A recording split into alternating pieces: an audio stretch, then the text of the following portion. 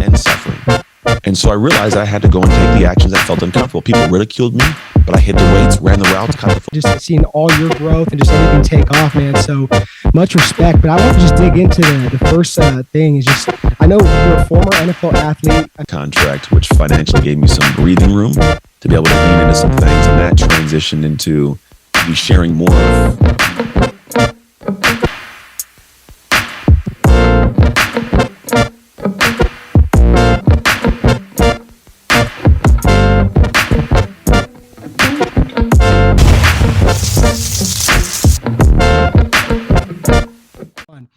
All right, Anthony Trucks, welcome to the show, man. Hey, yo, how you doing, man? Well, how are you guys doing? It's like one person, but it's actually two people. We're doing well, man. I mean, I'm just getting over this flu. I'm trying not to cough my lungs out on the podcast. So I said a quick little prayer to God. So I know he'll come through and give me that strength. But other than that, we're doing good. We're doing good, man. And, but that seasons the voice sometimes. It makes it sound all raspy. Like, hey, baby, how you doing? Like, what's wrong? He's faking it, man. He's just trying to deepen his voice, you know? There you go. Yeah. There we go with Chris, like the low blows. But I appreciate your time, Anthony. And I know you're busy, man. So I know this has been a long time coming, you know, and I know we've met a while back in San Jose at one of the conferences. It was Khalid's conference. Khalid's. Rise Up. So it's been a long time coming, just seeing all your growth and just everything take off, man. So much respect. But I want to just dig into the first thing is just, I know you're a former NFL athlete. I mean, you're wearing the American Ninja Warrior. I happened to throw it on today, man. I saw that. I saw that. Published author, speaker, father, husband, all that stuff, man. So just tell me, like, where was that shift? Where was that shift that you made in the aha moment to go into coaching and just leave the career and all that with NFL and all that? Oh, I didn't choose to leave. Well, I kind of did, man. I got hurt my third year, tore my shoulder, and I had an offer from the Bills to sign, but it was a waiver offer, which means that if I get hurt, they were waiving the coverage of my shoulder.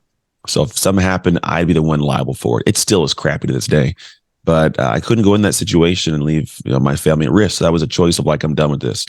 And I didn't want to make the choice, but had to because it was the safest thing for my family. But it thrust me into the world of post-football. And that's not a fun world for a football player. Anybody that's been doing something for a long period of time, you have to be removed from it and then forced into something new. You have to find yourself and find your ability to feel confident in this new thing.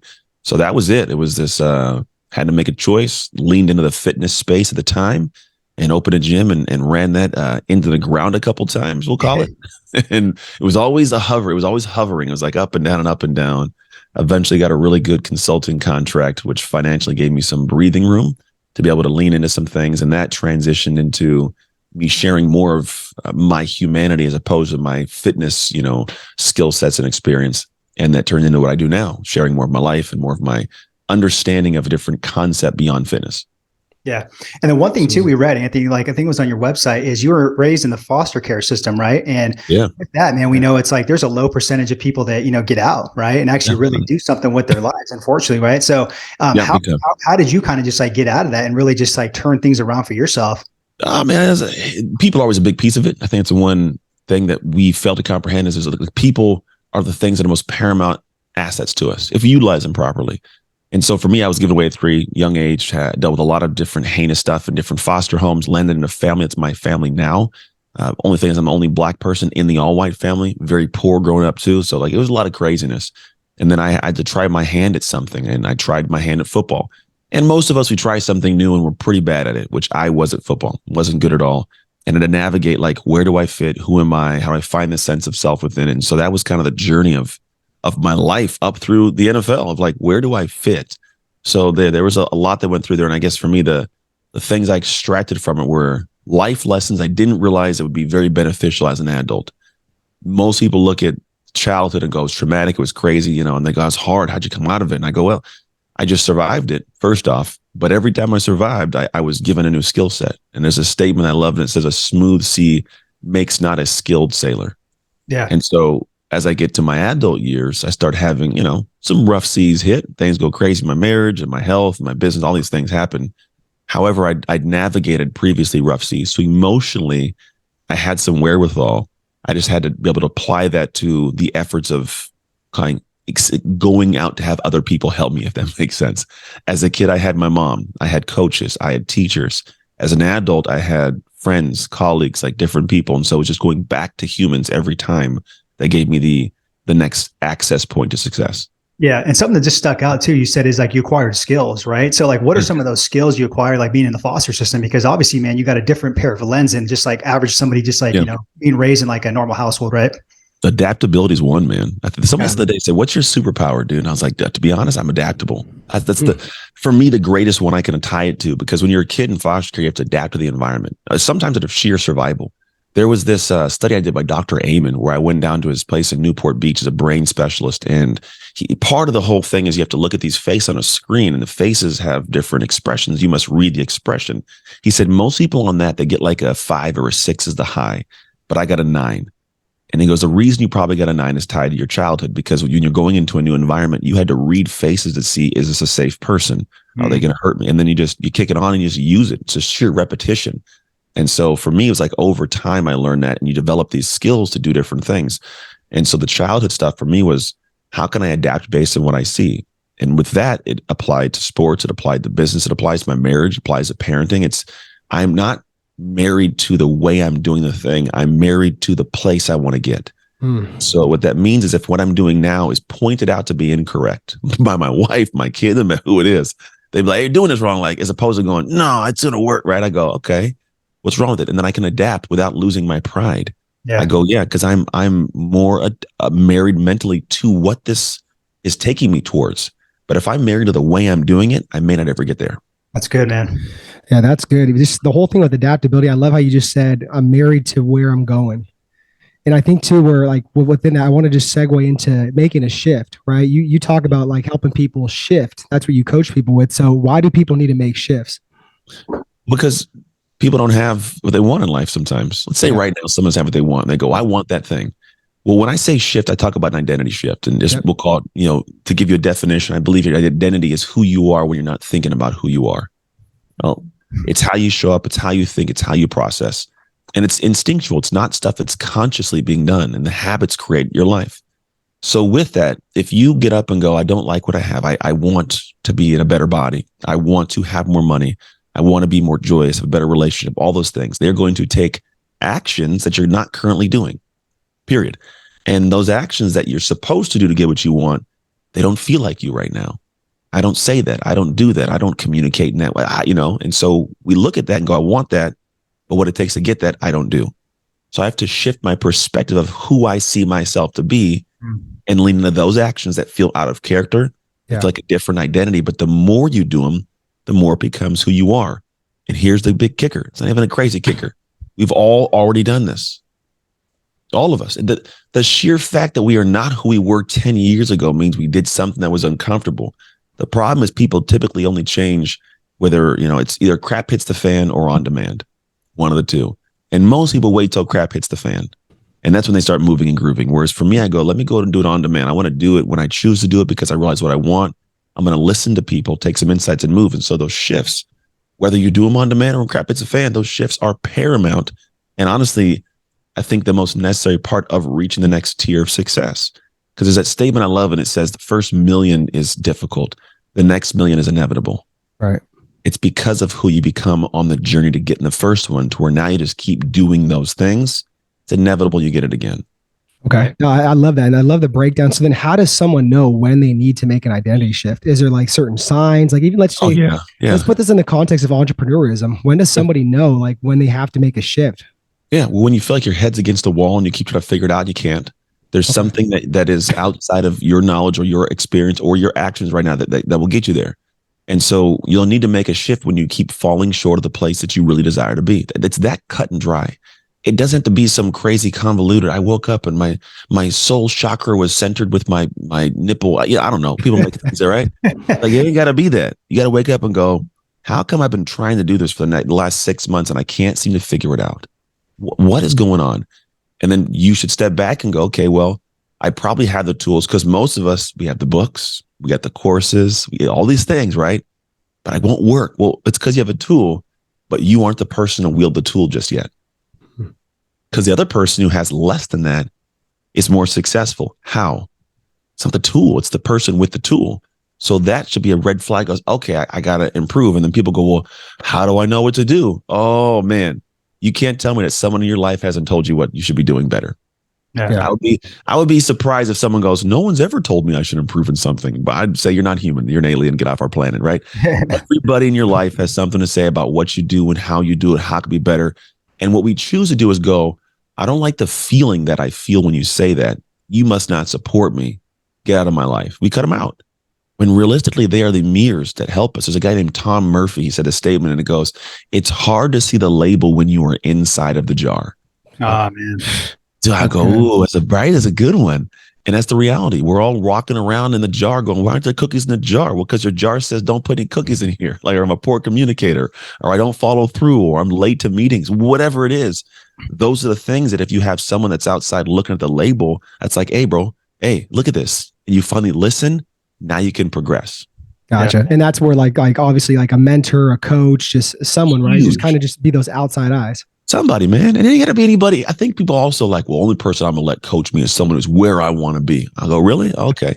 Well, they don't have to be there now, but there's also people who come into life. Like, for instance, I had coaches when I played professional football, college football, that they couldn't do half physically of what I could do in the football field. I get in the field, I could dominate the person in front of me. But here's the interesting thing. I could just see the person in front of me, but they could see the field.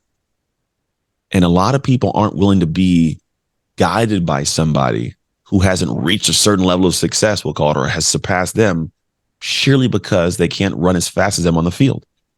For me, I got people that like, they have some experience in this area, or they have a marriage I appreciate and I honor. And I go, you may not have made as much money as me or played in the NFL. It's cool, but here's what I do know.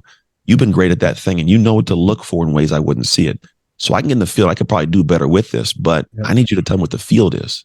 Should I be going to the right? Should I be going to the left? Like, so for me, yeah, a coach, a mentor, anybody who is willing to tell you what you need to hear, not what you want to hear, is critical to have that person in place. All right, just give me 1 second. We'll get back to the training. Okay. Now look, if you are looking to enhance your content, if you're looking to really build what we call a content machine, okay, we have this awesome worksheet for you. So just check out the link below and you guys can download this awesome worksheet where there's like 3 or 4 different type of like exercises in there. You guys can really roll out some brand new content for your guys' online audience, your guys' brand, your offer. Okay. Now back to the training. Yeah. Agreed.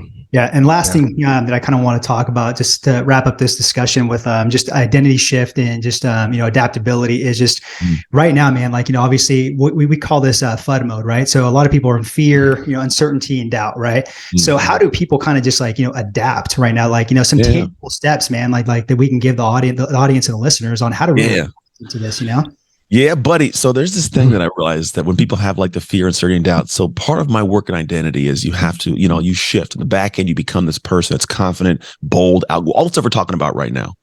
And then people go, well, how do you get there? And I go, we got to go through this process. I go, what does it look like? And I started looking through my life and I realized there was one moment when I was 15 years old when something clicked. And I didn't realize it until way later in my 30s. But there was a moment when I was getting to this point of frustration of not being successful. I had the fear, I had uncertainty, I had doubt about football. I wasn't good at it. I was like, but I want to be great. I want to be phenomenal at this. What do I do? And I looked at people around me and I go, well, they do all these things I don't do. Jerry Rice was in my area, in the Bay Area. He ran routes, lifted weights, he'd catch footballs all day. And I go, but I can't do that. It's not who I am. And so I wouldn't identify as that. I'd fear, uncertainty, and doubt around that. So I go, what changes it? And then what essentially changes is the actions and suffering. And so I realized I had to go and take the actions that felt uncomfortable. People ridiculed me, but I hit the weights, ran the routes, caught the footballs. They made fun of me. They joke around.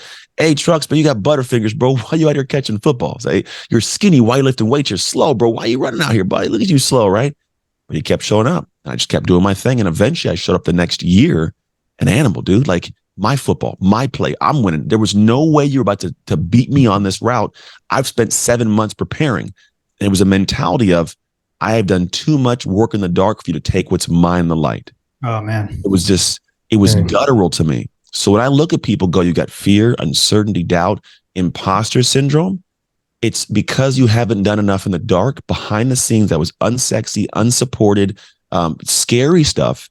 For when you got to the light, there was this direct connection to compete with conviction for what you believe you now deserve. So that is what I recommend people do is do the dark work. Now, there's ways we just talked about. You do it on demand or when crap hits the fan. You can actually architect and execute a specific dark work experience. Because here's a big key to it all. Who we are right now is based on our wiring, our processing, how we think. All of you guys that are listening right now, and you with me, we do things based on our past life experiences that wire us for joy, for anxiety, for anticipation, for fear. Whatever something happens would trigger it to do something. The same thing may not trigger fear for some where it would for others. It's all wiring, and it's all from experience. So I look and go, who we are right now is because of the experience. So if I want to become that person in the back end, I got to do the dark work, but it must be an experience. Viscerally immerse myself in the long days, the hard work, the hard conversations, things that pressure me, that are difficult for me, to where I actually start to get to a groove, to where this thing I hated to do was difficult to do. It's hard not to do right now. Like I may have hated working out. It was hard to do. Now I can't miss a workout. It feels weird if you know what I mean? Like there's a different mentality, and that should be designed intentionally for the way you want to operate when you shine in the light. Yeah. So like really quick, Eric, just like, so an Yeah. experience for somebody like doing the dark work, right? Like somebody like speaking on stage or something like that, or go knocking on some doors, right? Try to make some sales or something like How's that. it flow? Okay. Yeah. So that's all of it. Because if you think about shining in the light, that's different for everybody. Yes, knocking on doors, hop on a stage, building a business. That's where you're going to shine, right? And you guys know what I'm talking. When you see people that are shining, you're like, damn, look at them. Like, ooh, they inspire you. I guarantee if you sat with them, they'll tell you about all the things that no one knows they did. Yeah. In the dark, right? But there are steps to it. The way I recommend it, it's like 3 little stages you go through. You have to respect the shine, which is respect the person shining in the way they have to and what that shine takes to achieve it. You have to then do the dark work, which is partially going dark, planning that dark work, putting into a flow and then showing up to it. And then you have to emerge with conviction. You have to get to the point where you emerge and I'm competing for what I believe I deserve, with a convicted aspect to my soul that I deserve this. Now, in that window of do the dark work, there's 3 steps. This is going to be the things you want, I think. First part, see. Second part, shift. Third part, sustain. I must see what I have to work on. Drop the ego, get someone to tell you what's on the label, see it. It'll also give you a chance to see what's possible in your shine. Second part is you have to shift. We just talked about what it is. You have to shift the actions and the habits. If you don't shift those in some manner, you will never get what you want. And the things you'll have to shift into doing will feel like a fish out of water. It'll feel icky, but that's how you have to approach it. The third part is you must sustain it. The experience is through the sustained actions. If you do it one time and walk away, you don't really get the breadth of it. But if you do it for 12 weeks, the experience of it is uncanny how it roots to your soul. And so what happens is now I'm connected to this thing I did because I sustained it when everybody else would have quit. And that's how I get that conviction. So when I emerge, I compete for the job, for the sales, for the girl, for the business with conviction because I've already paid for this in the dark. I'm collecting in the light. Yeah. Yeah.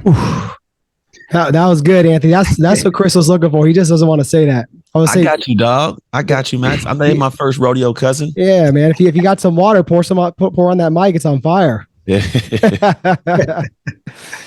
That was good though, man. I love that. And then I was looking at some of your Instagram reels, yeah, which are really good. And one just really stood out to me, man. It was on forgiveness.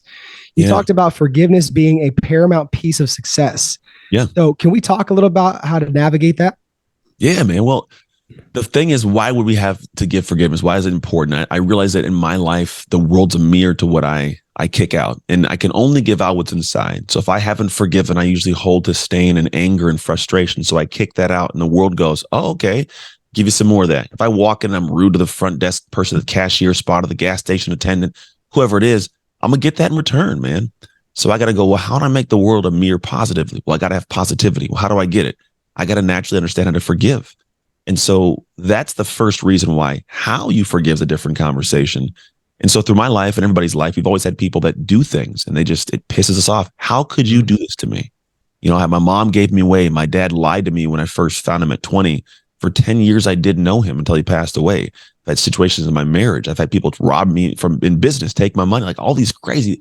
I go, how could you do this to me? Right? I loved you. I cared for you. How could you? And then I had this realization that most people, if not, I'm not going to say all, but most people, when they're doing things that hurt us, and I go, how could you? They're not actually doing it to maliciously hurt me. They're doing it selfishly to serve them, and I'm affected as a bystander. Yeah. My mom giving me away, she wasn't saying, I want you to go into the world and get beaten and starved and tortured. She goes, I can't handle these kids. I don't know how. I need to remove myself in a situation, not realizing it was going to affect me how it did. My dad not being with my mom and leaving her to just fend for me and handle me. He was trying to, in his mind, go, I can't handle these kids. I have two other kids. I can't be another father. I got to go. Again, selfish for him. So when I look at that, I go, man, I have compassion for a person who feels the only way for them to, operate this moment is to do something that would affect somebody and not even understand how it will affect them. And so it sucks. And I go, man, if I didn't know that person, knowing what they did, I go, man, my heart hurts because there's a lot of stuff that they've probably missed out on in life, or they've done to other people that now they have a confined life or an absent of joy life. And that sucks. So my compassion goes, man, I'd like to have that person help or be helped to figure out how to navigate that. And it's weird when you think about it being someone that did something that affected you.